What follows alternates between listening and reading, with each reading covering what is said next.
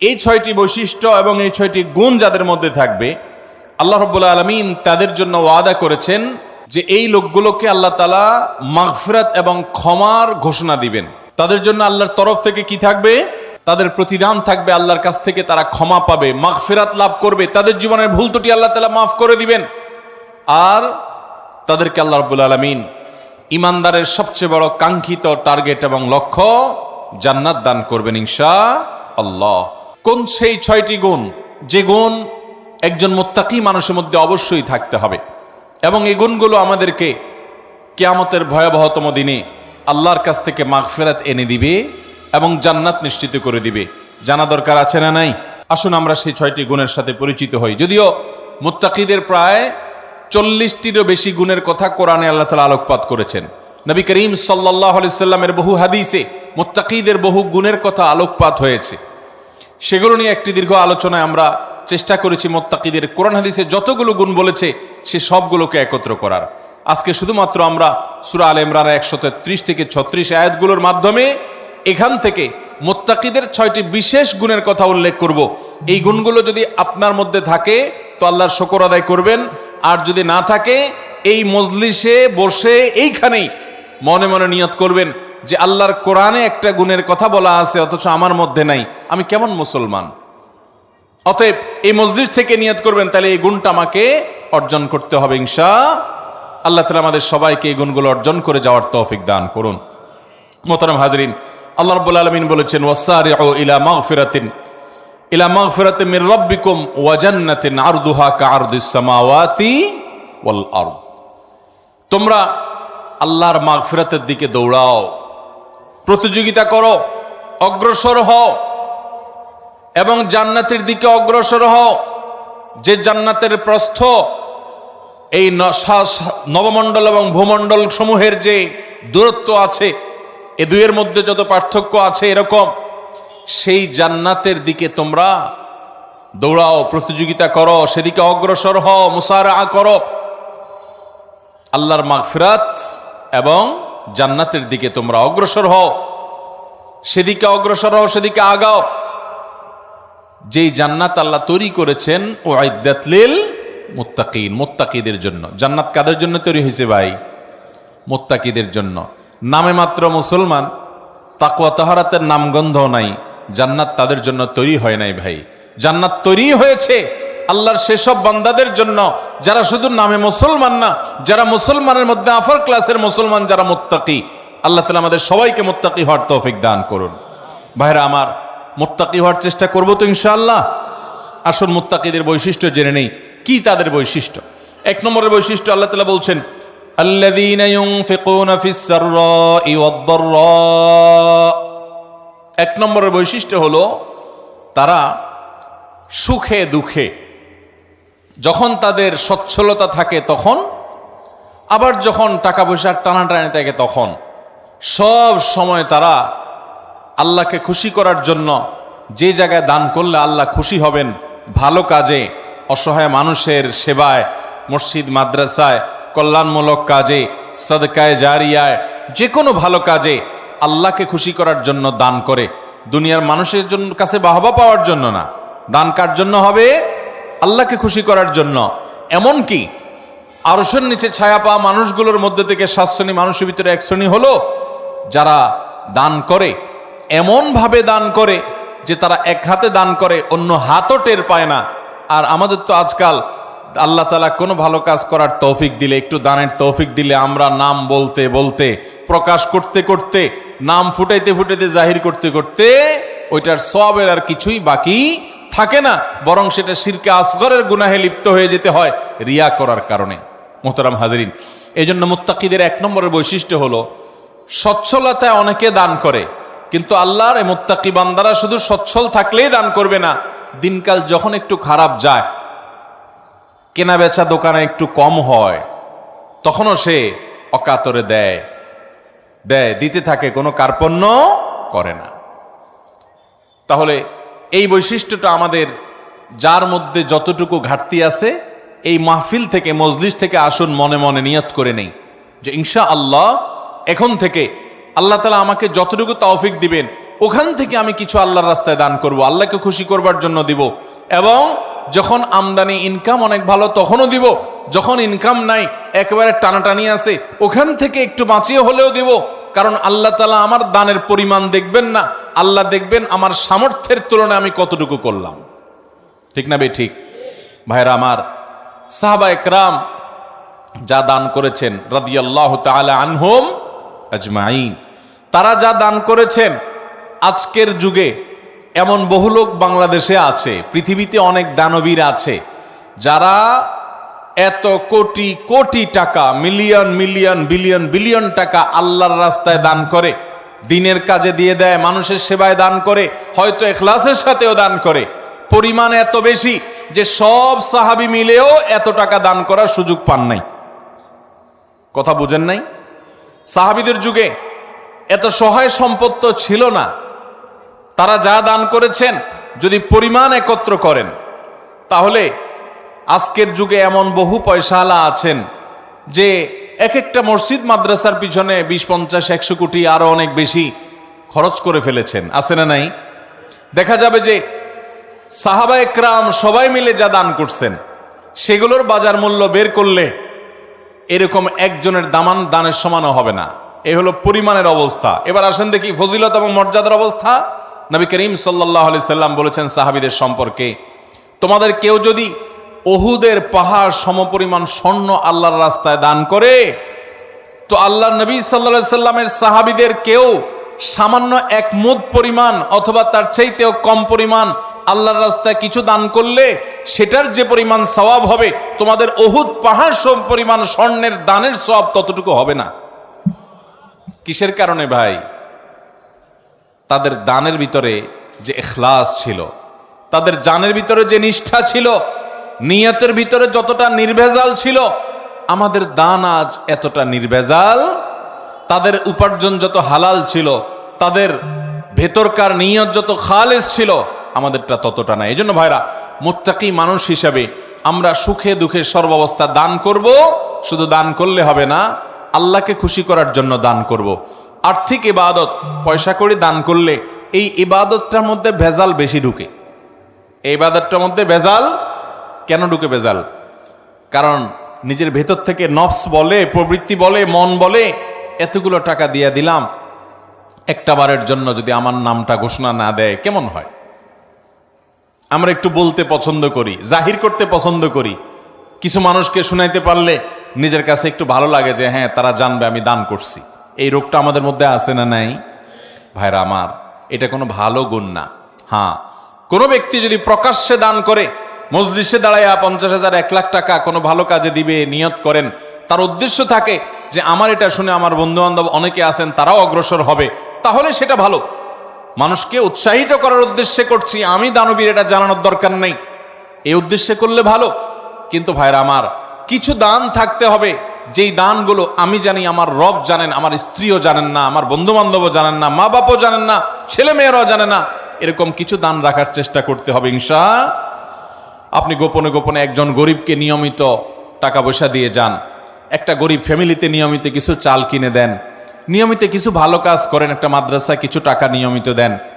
আপনি জানেন আর আপনার মালিক জানে, পরিবারের কাউকে জানেন না, বলেন না।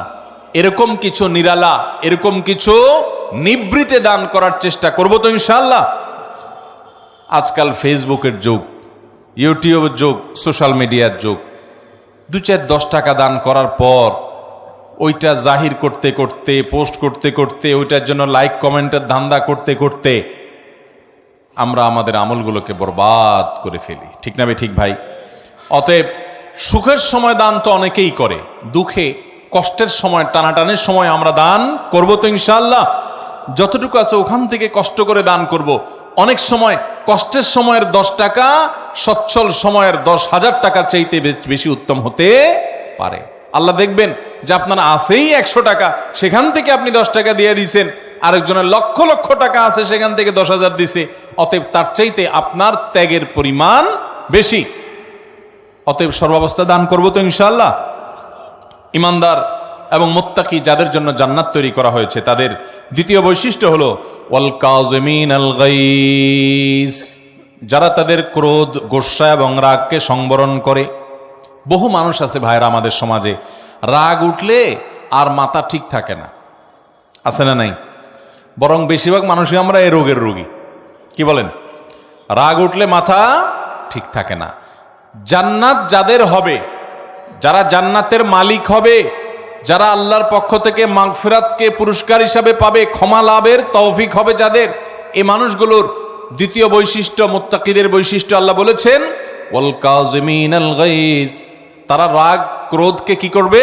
নিয়ন্ত্রণ করবে, সংবরণ করবে, আটকে ধরে রাখবে। একটা জায়গায় মারাত্মক মেজাজ গরম হয়েছে কারোর উল্টাপাল্টা কথার কারণে, এমন রাগ উঠছে, এখন মনে চাচ্ছে যে ধরে কয়েকটা লাগাই দেই, উথাম থাম মারি, দু চারটা মুখ খারাপ করে বলে ফেলি, একটু ভাঙচুর করি, চিল্লাচিল্লি করি, করার সুযোগও আছে। কিন্তু ওই যে জান্নাত পাওয়ার আশায়, আল্লাহর কাছে প্রিয় বান্দা হওয়ার আশায়, আল্লাহর কাছ থেকে কিয়ামতের ময়দানে ক্ষমা লাভের আশায় সে নিজের রাগটাকে নিয়ন্ত্রণ করে, সংবরণ করে, হজম করে ঢোক গিলে ফেলেছে। রাগটা প্রকাশ করে নাই, বহুত কষ্টে মুখটা লাল হয়ে গেছে, কিন্তু মুখ দিয়ে কিছু বাইর হয় নাই, হাত দিয়ে কিছু করে নাই, জায়গা থেকে সরে গেছে, ওই স্থান ত্যাগ করে গেছে, নিজেকে নিয়ন্ত্রণ করার চেষ্টা করছে। আল্লাহর এই বান্দারা অনেক শ্রেষ্ঠ বান্দা, অনেক প্রিয় বান্দা। এই গুণটা আমাদের আনার জন্য যুদ্ধ করতে হবে, নিজের সঙ্গে সংগ্রাম করতে হবে। ঘরে ঘরে আজ অশান্তি, সমাজে সমাজে আজ অশান্তি, পরিবারে পরিবারে আজ অশান্তি। এই দোষটার কারণে, এই ত্রুটির কারণে। স্বামীর কথা স্ত্রী সহ্য করে না, স্ত্রীর কথা স্বামী সহ্য করে না, বাপ মার কথা ছেলে মেয়ের সহ্য হয় না, ছেলে মেয়ের কথা বাপ মার সহ্য হয় না, ভাইয়ের কথা ভাইয়ের সহ্য হয় না, কাস্টমারের কথা দোকান মালিকের সহ্য হয় না, মালিকের কথা শ্রমিকের সহ্য হয় না, একজনেরটা আরেকজনের সহ্য হয় না, আর লেগে যায় গন্ডগোল। দুনিয়াতেও ক্ষতিগ্রস্ত হয়, লজ্জিত হয়, লাঞ্ছিত হয়, ছোট হয়, আখিরাতে তার ধ্বংস হয়ে যায়। ঠিক না বে ঠিক? এক সাহাবী এসে বলছেন, ইয়া রাসূলুল্লাহ আউসিনি, আমাকে আপনি একটু উপদেশ দেন। নবী করিম সাল্লাল্লাহু আলাইহি ওয়াসাল্লাম বলেছেন, লা তাগদাব, তোমার জন্য উপদেশ হলো তুমি রাগ করবা না। বলেন যে ইয়া রাসূলুল্লাহ এটা বুঝলাম, আরেকটা উপদেশ করেন। নবী করিম সাল্লাল্লাহু আলাইহি ওয়াসাল্লাম বলেছেন, দ্বিতীয় উপদেশও হলো রাগ করবা না। বলে ইয়া রাসূলুল্লাহ বুঝলাম, আরেকটা করেন। নবী করিম সাল্লাল্লাহু আলাইহি ওয়াসাল্লাম বলেছেন, লা তাগদাব, তৃতীয় উপদেশও তোমার জন্য একটাই, যে রাগ করবা না। এরপর নবী করিম সাল্লাল্লাহু আলাইহি ওয়াসাল্লাম বলেছেন একবার, লা তাগদাব ওয়ালাকাল জান্নাহ, রাগ করবা না, জান্নাত তোমার হবে। রাগ করবা না, জান্নাত তোমার হবে। বদরাগী বদমেজাজি ভাইয়েরা বোনেরা আমার, নিজেকে নিয়ন্ত্রণ করার চেষ্টা করব তো ইনশাআল্লাহ। মনে রাখবেন, রাগ আসলো আর ছেড়ে দিলেন যেখানে সেখানে, মাত্রা জ্ঞান রাখলেন না, কার সামনে কোন জায়গায় কতটুকু রাগ ছাড়া যাবে, কতটুকু রাগ ছাড়লে আপনার মুখ খারাপ হবে না, আপনার দ্বারা আল্লাহর হারাম কাজ হবে না, গুনাহ হবে না, আল্লাহর সীমা লঙ্ঘন হবে না, সেই মাত্রা জ্ঞান রেখে পরিমাপ করে করে রাগ জাহির করতে হবে, নিজেকে নিয়ন্ত্রণ করতে হবে। নবী করিম সাল্লাল্লাহু আলাইহি ওয়াসাল্লাম বলেছেন, সবচেয়ে বড় বীর বাহাদুর হলো যে ব্যক্তি রাগের সময় নিজেকে নিয়ন্ত্রণ করতে পারে। অনেক শরীরে শক্তি আছে, এটা আসল বীরত্ব না, রাগের চোটে শরীরে আগুন ধরে গেছে, মাগার নিজেকে বহুত কষ্ট করে ঠান্ডা করে রাখছে। রাগ নিয়ন্ত্রণ করতে পারে না দেখে ওই জায়গা থেকে বের হয়ে গেছে। মোবাইলে রাগ উঠে গেছে দেখে মোবাইল কেটে বন্ধই করে দিছে। রাগ বেশি হয়ে গেছে দেখি দাঁড়ানো থেকে বসে গেছে, বসা থেকে শুয়ে গেছে, উজু করে নিয়েছে, তারপরেও নিজেকে কন্ট্রোলে রাখছে, রাগের কারণে পরিস্থিতি খারাপ হতে দেয় নাই। এই মানুষগুলো আল্লাহর প্রিয় বান্দা। আমরা চেষ্টা করব তো ইনশাআল্লাহ। দেখেন, জান্নাত যার তার জন্য না ভাই। বদমেজাজি, হটমেজাজি, রাগের চোটে যা তা বলেন, যা তা করেন, আপনার জন্য জান্নাত নয়। অতএব যুদ্ধ করব তো ইনশাআল্লাহ। শত সহস্র মামলা মোকদ্দমা, খুন, গন্ডগোল, ফাসাদ, মারামারি, এগুলো সব বন্ধ হয়ে যাবে যদি আমরা ইমানদাররা মুত্তাকিদের এই গুণটা অর্জন করি, ওয়াল কাযিমিনাল গাইস। চেষ্টা করব তো রাগ নিয়ন্ত্রণ করার ইনশাআল্লাহ। নাম্বার 3, ওয়াল আফিনা আনিন নাস। 3 নম্বর বৈশিষ্ট্য হলো এই মুত্তাকিদের জন্য, যাদেরকে আল্লাহ তাআলা মাগফিরাত পুরস্কার হিসাবে দিবেন। দুনিয়া থেকে মানুষ যাবে আখিরাতে ভয়ে নিজের অপরাধ পাপাচার নিয়ে পেরেশান থাকবে। আল্লাহ তাআলা বলবেন, পুরস্কার নাও, পুরস্কার। পুরস্কার কি? তোমার সব গুনাহ মাফ করে দিলাম, আর তোমার জন্য জান্নাত বরাদ্দ করে দিলাম। সেই বৈশিষ্ট্যগুলো অর্জন করতে পারলে, 6টা বৈশিষ্ট্য অর্জন করতে পারলে এই 2টি নিয়ামত পাওয়া যাবে ইনশাআল্লাহ। তার ভিতরে 3 নম্বর বৈশিষ্ট্য হলো ওয়াল আফিনা আনিন নাস, মানুষকে ক্ষমা করতে জানতে হবে। এটার জন্য একটা বড় কলিজা লাগে, এটার জন্য একটা বড় কলিজা লাগে। ছোট লোকরা এটা পারে না ভাই, ছোট মনের মানুষ, ছোট কলিজার মানুষ এটা পারে না। কি আমার সাথে এমন কথা বলল, এত বড় সাহস, এটা জীবনে ভোলা যায় না, আমি এটা কোনোভাবে বলতে পারবো না, না এটা আমার চোখের সামনে যেন না আসে। ঠিক আছে, রাগ যখন ওঠে, মাথা যখন হট মেজাজ হয়, তখন আপনার 1 দিন 2 দিন 3 দিন পর্যন্ত এরকম থাকতে পারে। শরীয়ত আপনাকে এতটুকু অনুমোদন করে, ঠিক আছে, রাগের চোটে মাথা গরম হয়ে 3 দিন আপনি এটা করতে পারেন। মাগার 3 দিনের জায়গায় 3 মাস হয়ে যাবে, 3 বছর হয়ে যাবে, আপনার রাগ একটুও নিয়ন্ত্রণ হবে না, আপনি একটুও ক্ষমা করতে জানবেন না, তাহলে আপনি কোন মুখে আরশে আজিমের মালিকের কাছে কিয়ামতের দিন ক্ষমার আশা করেন? কথা বুঝাতে পারি নাই ভাই? আমরা আমাদের রব কিয়ামতের দিন ক্ষমা করুক চাই কি চাই না? যদি চাই তাহলে রবের গোলামদেরকেও ক্ষমা করা শিখতে হবে ইনশাআল্লাহ। ভাইরা আমার, কাউকে যদি আপনি ক্ষমা না করেন, তার উপর অনেক জেদ থাকে, অনেক ক্ষোভ থাকে, অনেক রাগ থাকে আপনার ভিতরে, তাতে কষ্ট আপনার হবে কি হবে না? আরেকজনের প্রতি জেদ ক্ষোভ রাগের কারণে ভিতরে নিজের জ্বালা পোড়া হয় না, কষ্ট হয় না? আর যদি মাফ করে দেন, মাফ করলে যারে মাফ করছেন তার উপকার হোক বা না হোক, আপনার নিজের উপকার হবে, সাথে সাথে আপনার মনটা দেখবেন পাতলা হয়ে গেছে, আপনার মনটা যেখানে হালকা হয়ে গেছে, নির্ভার হয়ে গেছে, মনের ভিতরে মনে হবে একটা পাথর ছিল, পাথরটা জগদ্দল পাথর যেন সরে গেছে। যদি মানুষকে ক্ষমা করতে জানেন, মানুষকে ক্ষমা করবো তো ইনশাআল্লাহ। অনেক মানুষ আছে খুব শক্ত, লোহার মতো শক্ত, ক্ষমা করতে জানে না, একবার রাগ হলে তো হইল, আছে না নাই? এগুলো কোনো ভালো মানুষের, ভালো মুসলমানের, ভালো ব্যক্তির এবং মুত্তাকির বৈশিষ্ট্য হতে পারে। আমরা মানুষকে ক্ষমা করব। এখন কথা হলো, আমি ক্ষমা করলে ও বারবার উল্টাপাল্টা করে, ওর ক্ষতি করে। ভাইরা আমার, ও যদি নিজের ক্ষতি করে সে ক্ষতিগ্রস্ত হবে, কিন্তু আমি তো ক্ষমা করে আল্লাহর কাছ থেকে পুরস্কার পাবো। অতএব আমার লাভ না লাভ নাই, আমি তো আমার নিজের লাভ বুঝবো। পাগলেও নিজের লাভ বুঝে, কিন্তু আমরা নিজেরটা অনেক সময় লাভ বুঝি না। নিজের লস করে হলেও আরেকজনের উপকার করার চেষ্টা করি। আরে ভাই, তার সংশোধন যদি না হয়, আমার অধীনস্থ হলে তাকে আমি শাসন করব, জোর করব, জবরদস্তি করব, রাগ করব, নিয়ন্ত্রিত রাগ, যে রাগের ভিতরে কটু কথা থাকবে না, বিশ্রী কথা থাকবে না, গালমন্দ থাকবে না, জুলুম থাকবে না, সেরকম রাগ করব অধীনস্থ হলে। কিন্তু সেটাও নিয়ন্ত্রিত রাগ হতে হবে। আর মনে রাখতে হবে, ক্ষমা করতে জানলে আল্লাহ ক্ষমা করবেন ইনশাআল্লাহ। কোন এক সালাফ, তার অধীনস্থ বারবার একই ভুল করে, বারবার একই ভুল করে, তো এতবার একই ভুল করার কারণে উনি রাগ হয়ে বলছেন, তোমাকে কতবার আর ক্ষমা করবো এই একটা ভুলের কারণে? তখন সে কানে কানে ওনাকে বলছেন, কিয়ামতের ময়দানে আল্লাহর কাছে দুনিয়াতে একই পাপ যতবার করার পরও মাপের আশা রাখেন, আমাকে ততবার করলেই হবে। আল্লাহ তাআলা আমাদেরকে মানুষকে ক্ষমা করার মতো উদার মন মানসিকতা লালন করার তৌফিক দান করুন। তাহলে মুত্তাকিদের 3 নম্বর বৈশিষ্ট্য হলো ওয়াল্লাফিনা আনিন নাস, যারা মানুষকে ক্ষমা করে। 4 নম্বর হলো ওয়াল্লাহু ইউহিব্বুল মুহসিনিন, আল্লাহ তাআলা ইহসানকারীদেরকে ভালোবাসেন। অর্থাৎ এটাও মুত্তাকিদের একটা বৈশিষ্ট্য হবে যে তারা ইহসান করবে। ইহসান মানে যে কোনো ভালো কাজ করবে, আল্লাহর বান্দাদের প্রতি অনুগ্রহ করবে, পরোপকারী হবে, মানুষের উপকার করবে। ভাইরা আমার, ডক্টর খন্দকার আব্দুল্লাহ জাহাঙ্গীর রাহিমাহুল্লাহ এদেশে ক্ষণজন্মা একজন আলেম দ্বীন ছিলেন, ইসলাম বিশ্ববিদ্যালয় কুষ্টিয়ার হাদিসের প্রফেসর ছিলেন, বহু গ্রন্থ এর রচয়িতা ছিলেন। স্যার রাহিমাহুল্লাহ বলেছেন যে আল্লাহ তাআলা আমাকে কোরআন হাদিসের যতটুকু ইলম দিয়েছেন, দেশে বিদেশে বিভিন্ন ইউনিভার্সিটিতে মাদ্রাসায় দীর্ঘকাল পড়াশোনা করে, শিক্ষকতা করে, ইউনিভার্সিটিতে হাদিস পড়ায় যতটুকু আমি কোরআন হাদিস এবং ইসলামের বই পুস্তক পড়ে ইলম অর্জন করেছি, আমি বুঝেছি গোটা ইসলামের জিস্ট 2টা কথা। তার একটা হলো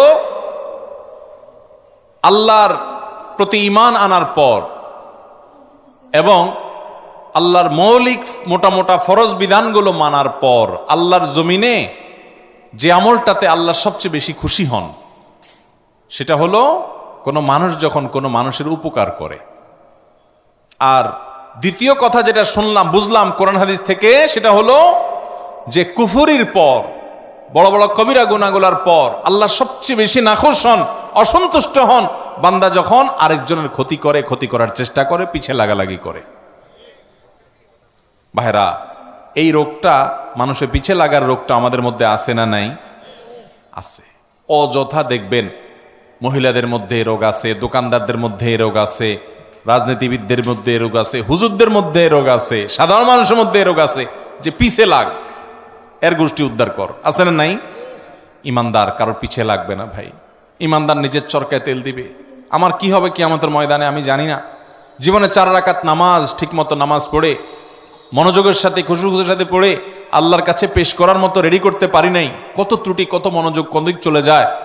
সেখানে আমি সারা দুনিয়ার মানুষকে নিয়ে লাগবো, আমার নিজের কি হবে সেই চিন্তা করবে, সেই সাথে অন্যের ইসলাহ করব, মানুষের ক্ষতি করার উদ্দেশ্যে, ছিদ্র বের করার উদ্দেশ্যে, দোষ ধরার উদ্দেশ্যে পিছনে লাগালাগি করা, ধর্মের নামে, ইসলামের নামে আমরা অনেক সময় এক গ্রুপ আরেক গ্রুপের বিরুদ্ধে লাগি কি লাগি না ভাইরা, ফেসবুকে, সোশ্যাল মিডিয়াতে, অনলাইনে, অফলাইনে।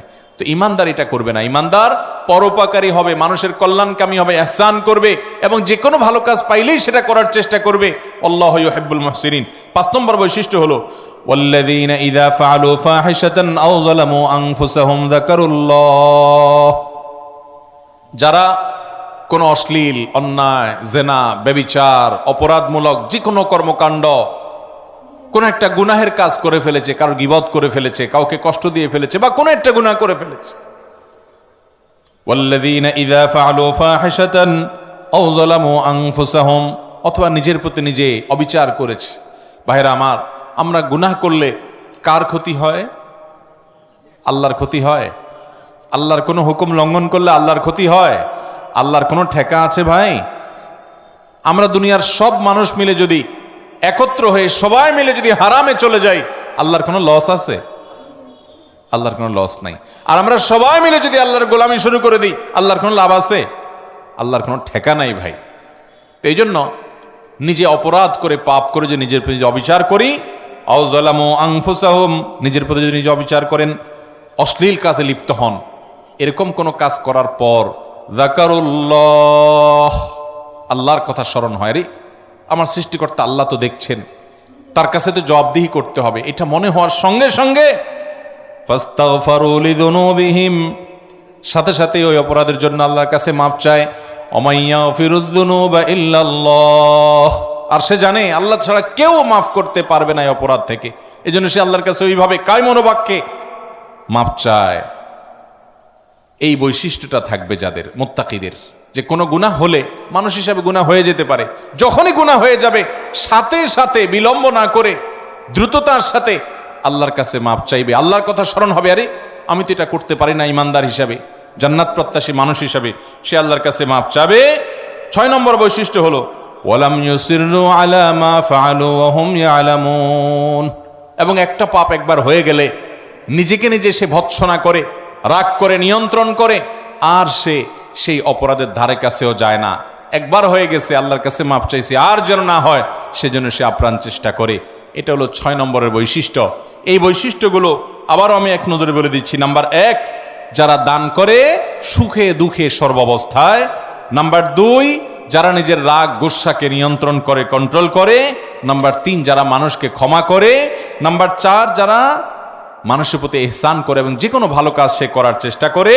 নাম্বার 5, কোনো অশ্লীল কাজ করলে, কোনো গুনাহের কাজ করলে, নিজের প্রতি নিজে জুলুম অবিচার করে ফেললে সাথে সাথে আল্লাহর কথা স্মরণ হওয়ার সাথে সাথে সে ক্ষমা চায়, মাপ চায়, ফিরে আসে। আর নাম্বার 6, সেই পাপ কাজ আর কখনো করে না। এই 6টি বৈশিষ্ট্য যাদের থাকবে, আল্লাহ বলেছেন উলাইকা জাযাউহুম মাগফিরাতুম মির রাব্বিহিম ওয়া জান্নাত, এই লোকগুলোর আল্লাহর পক্ষ থেকে কিয়ামতের ময়দানে এই 6টা বৈশিষ্ট্য নিয়ে যদি কেউ যেতে পারে, তো আল্লাহর পক্ষ থেকে সে ক্ষমা এবং মাগফিরাত এটা পুরস্কার হিসাবে গ্রহণ করবে এবং জান্নাত লাভ করবে। তাজরি মিন তাহতিহাল আনহার, যার তলদেশ দিয়ে নহর প্রবাহিত হবে, সেই চিরসুখের ঠিকানা জান্নাত পাবে। খালিদিনা ফিহা, সেখানে সে চিরকাল থাকবে। ওয়া নি'মা আজরুল আমিলিন, আর আল্লাহর জন্য আমলকারী বান্দাদের পুরস্কার কতই না সুন্দর এবং উত্তম হবে ইনশাআল্লাহ। মুত্তাকিদের এই 6টা গুণ অর্জন করার চেষ্টা করব তো ইনশাআল্লাহ। আমি যেটা শুরুতে বলেছি এখন আবারও বলছি, আপনার আমার ভিতরে সেটা আছে না নাই ওইটা রিলেট করি, ওইটা খেয়াল করি, যেটা নাই ওইটা আনার চেষ্টা করি, করবো তো ইনশাআল্লাহ।